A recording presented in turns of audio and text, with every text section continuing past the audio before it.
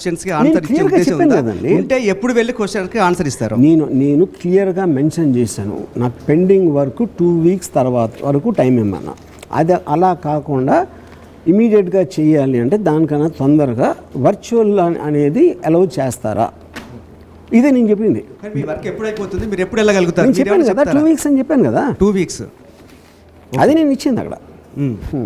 కానీ నిజంగా మీకు వర్క్ ఉంది, ఇన్ని మీడియా హౌస్లోకి వెళ్తున్నారు, ఇంటర్వ్యూలు ఇస్తున్నారు, మీకు ఏంటి అయినా భయం ఉందా అరెస్ట్ చేస్తారని? ఎందుకు ఎవాయిడ్ చేస్తున్నారు పోలీసులు? నేను దానికి ఒకే ఒక కారణం ఏంటంటే 1 year బ్యాక్ నేను పెట్టానని చెప్తున్న ఒక ట్వీట్ సడన్గా నలుగురు వేరే వేరే డిస్ట్రిక్ట్లో ఒక్కసారి మేల్కొని అరే ఇలా చేసిన వాళ్ళ మనోభావాలు దెబ్బతిని వాళ్ళకి హార్ట్ అటాక్ వచ్చినంత పని అయిపోయి వాళ్ళు పెట్టిందంటే ఆటోమేటిక్గా దాని వెనకాల ఏదో ఒక స్కీమ్ ఉందన్నది క్లియర్గా అర్థమవుతుంది కదా.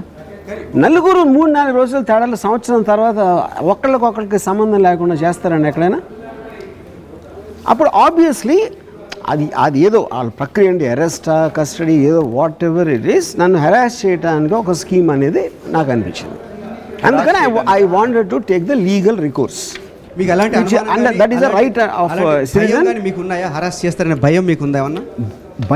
భయం క్వశ్చన్ కాదండి. Anything you have to bear because everybody has a limited power. వాళ్ళే కదా ఎవరినే చేయొచ్చు, ఎవరో రోడ్డు మీద వచ్చి నన్ను కొట్టచ్చు, లేకపోతే ఇంకోటి ఏదో అవ్వచ్చు. అలాంటిది అదేంటది లీగల్ రీకోర్స్లో నాకున్న కాన్స్టిట్యూషనల్ రైట్లో యాంటిసిపేటరీ బెయిల్ అంటే అర్థం ఏంటి అసలు? I don't feel I believe that I have done something which needs arrest. అది జ్యుడిషియరీ నాతో ఏకీభవిస్తుందా లేదా అనే దానికి అప్లికేషన్ పెట్టుకున్నాం. అంతే, అంతగానే లేదు అక్కడ. That is what everybody does. Anticipatory bail అంటే మీనింగే అది. తీసుకునే వరకు మీరు పోలీసుల ముందు హాజరు కాదలుచుకోలేదు, రైట్? ఇది కోర్టు ఒక నిర్ణయం తీసుకునే వరకు మీకు యాంటిసిపేటరీ బెయిల్ ఇవ్వాలా వద్దా అని ఒక నిర్ణయం తీసుకునే వరకు మీరు పోలీసుల దగ్గరికి వెళ్ళారు. ఇప్పుడు ఫస్ట్ ఆఫ్ ఆల్ నేను ఇచ్చిన రిప్లైకి వాళ్ళు రిప్లై ఇవ్వాలి కదా, అది కదా ప్రాసెస్. మేము ఇవ్వమని చెప్పాలి కదా అని నేను చెప్తున్నా. ఇప్పుడు నేను ఇంకోటి ఏంటంటే, నేను ఏదో మర్డర్ చేశానా, రేప్ చేశానా, ఏదో 1 year బ్యాక్ పెట్టిన ట్వీట్కి మీరు అంత ఓవర్ ఎంథ్యూజియాజంతో హుటాహుటిన వచ్చేసి ఇంకండి ప్రకాశం జిల్లా ఇంకా క్రైమ్స్ లేవా, ఏమి లేవా, ఏంటి అసలు అది? యూనో, సో బేసిక్గా I'm always willing to surrender before any institution by the government institution. ఇక్కడ నేను రిప్లై అడగడానికి ఇప్పుడు చాలామంది టైం అడుగుతారు. అరవింద్ కేజ్రీవాల్ 9 సార్లు అడిగారు రావడానికి, అప్పుడు ఆయన రాలేదు ఫైనల్గా. కానీ ఏ రోజైతే ఇన్స్టిట్యూషన్ ఒక డెసిషన్ తీసుకుని మేము టైము ఇవ్వం, వచ్చి తీరాలి అని నోటీస్ ఇచ్చారనుకోండి, ఆబ్వియస్లీ ఐ విల్ గో. కానీ ఖచ్చితంగా పోలీసులు టైం ఇస్తారు, మీకు ఇచ్చారు కూడా. సో ఇదే నోటీస్ రామ్ గోపాల్ వర్మకు పోలీసులు తొలిసారి ఇచ్చిన నోటీస్ ఇదే నా చేతిలో ఉంది. అండ్ ఇంకా ఉన్నాయి మీకు చూపించడానికి. రామ్ గోపాల్ వర్మ నేను పెట్టినట్టు అని చెప్తున్న పోస్టులు అవి ఆయనకు గుర్తున్నాయో లేదో కూడా అడుగుదాం. రామ్ గోపాల్ వర్మ గారు, ఇక్కడ దాన్ని మీరు కంప్లైంట్ చేయకపోతే you are liable to arrest under section 35 subsection 6 of BNLS. చెప్పాను కదా నేను. సో రెండోసారి కూడా నోటీసులు ఇచ్చినప్పుడు మీరు కంప్లైంట్ చేయలేదని భావించడానికి పోలీసులకు డిస్క్రిప్షన్ ఉంది. ఇప్పుడే చెప్పాను ఆన్సర్ ఇన్నరా మీరేంటి? విన్నాను. నేను చెప్పేది అదే నేను చెప్తున్నా. ఒక్కొక్కసారి 5 సార్లు 10 సార్లు ఇస్తారు నోటీస్. ఎక్స్టెన్షన్ ఆఫ్ టైం అనేది మోస్ట్ కామన్ థింగ్. అంటే ఈ మధ్యన జరిగినట్లు మోస్ట్ పాపులర్ కేసు నాకు తెలిసింది కేజ్రీవాల్ 9 సార్లు అడిగారు రిప్లై, ఇది నోటీస్ వాళ్ళు ఇచ్చిన టైంకి. అది ఎవరైనా చేయొచ్చు, కానీ ఎనీ టైం వాళ్ళు మేము టైం ఇవ్వమని చెప్పొచ్చు. ఆ టైం అది చెప్పినప్పుడు ఇదేంటి, దీని మీనింగ్ ఏముంది? అంటే మీకు ఏమన్నా అప్రహెన్షన్ ఉందా? పోలీసులు ఇంకొక టైం ఇవ్వలేదు, రమ్మని ఇవ్వలేదు కాబట్టి ఏ క్షణమైనా ఇచ్చేసే అవకాశం ఉంది? అదే ఇవ్వచ్చు కదండి, ఇప్పుడే రావచ్చు. అంటే వాళ్ళ వ్యూహం అలా ఉంది అని మీకు నాకు ఎలా తెలుస్తుంది?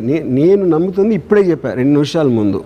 ఒకేసారి 4, 5, 6 కేసులు ఇదే దాని మీద వేరే వేరే చోట పెట్టడం మీద అదొక స్కీమ్ ప్రకారం నడుస్తుంది అని నాకు ఒక సస్పిషన్ వచ్చింది.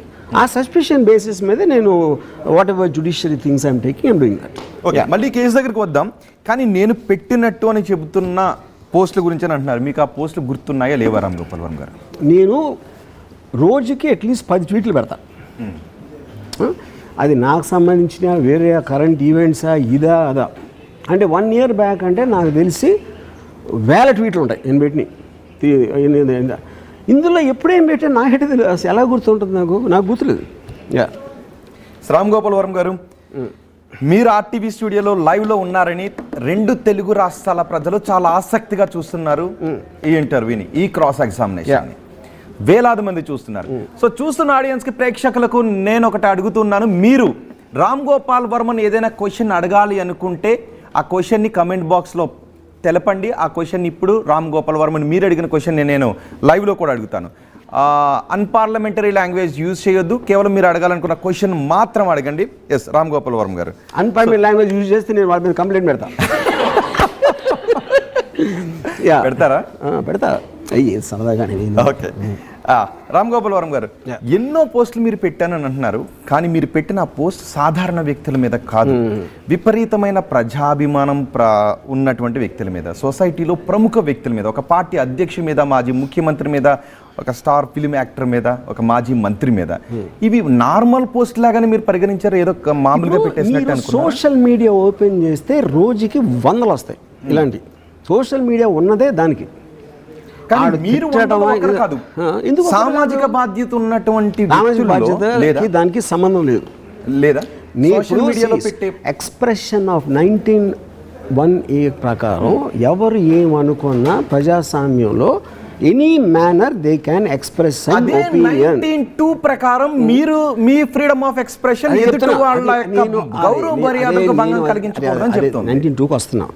అప్పుడేంటి reasonable restrictions of the freedom of ఎక్స్ప్రెషన్లో it can cause some kind of an action which will be harmful for some people, disharmony, లేకపోతే ఏదో కాన్ఫ్లిక్ట్, లేకపోతే అది రావాలి. 1 year బ్యాక్ నేను పెట్టినప్పుడు అది వచ్చిందా? ఇంతవరకు 1 yearలో అసలు ఆ ట్వీట్ గురించి ఎవడన్నా మాట్లాడా? పాయింట్ 1 అంటే యాక్షన్ లేదు అక్కడ. ఫస్ట్ ఆఫ్ ఆల్ దానికి సంబంధించి కానీ నేను చెప్పండి, మీరు ఇద్దరిని కొట్టి వీడిని అంతే ఫోర్స్తో కొట్టాను, వీళ్ళని అంతే ఫోర్స్తో కొట్టాను, వాడు ఏమనలేదు, వీళ్ళు ఎందుకు కేసు పెడతారని అడుగుతారా? అది స్టూపిడ్. ఎందుకంటే కొట్టడం అనేది act of violence, that is created a certain element of action. ఇక్కడ యాక్షన్ లేదు అక్కడ. First that is what they mention about 19(2). Okay, ఇప్పుడు ఇంకోటి ఏంటంటే, ఇప్పుడు వాళ్ళని వదిలేను ఒకసారి. కంప్లైంట్ చేసిన వాళ్ళని ఇప్పుడు వాళ్ళు 1 year తర్వాత ఎందుకు నిద్ర లేస్తారు అనేది ఒక్కటి పెడితే, మీడియా కూడా నోటీస్ చేసినప్పుడు, మీడియా అంటే అట్లీస్ట్ అందరిని ఫాలో అవుతూ ఉంటారు కదా, ఈ ట్వీట్లు ఏంటి ఎలా పెట్టాడు, 1 yearలో ఎవడన్నా మీడియా కూడా చెప్పలేదు ఆ ట్వీట్ల మీద ఏదో ఒక స్పెషల్గా ఎవరినో ఏదో చేశారని. ఇంకోటి, మీరు వాళ్ళ స్టేటస్ ఏమైనా చెప్తున్నారో, పొద్దున్న లేస్తే వాళ్ళు బూతులు తట్టరా అందరినీ, అందరూ సిబిఎన్ గారు, పవన్ కళ్యాణ్ అరే కొట్టేస్తాం, నరికేస్తాం, చంపేస్తాం ఎవరు చెప్తారు అందరూ. అరే ఎవరినండి, ఎవరో ఒకరు మనోభావాలు దెబ్బతిన్నాను, అది చెప్తున్నా. నా మనోభావాలు ఎప్పుడు దెబ్బతినవు. నేను చెప్పేది ఒక మనిషిని అన్నారు, డిఫమేషన్ అనేది వాళ్ళు చేయొచ్చు. సంబంధం లేని థర్డ్ పర్సన్ ఎట్లా చేస్తాడు? ఎగ్జాక్ట్లీ రామ్ గోపాల్ వర్మ గారు, 19 భారత రాజ్యాంగంలో మీరు 19(1)A గురించి చెప్పారు. 19(2) మీ భావ ప్రకటన స్వేచ్ఛ, ఎదుటి వాళ్ళ గౌరవ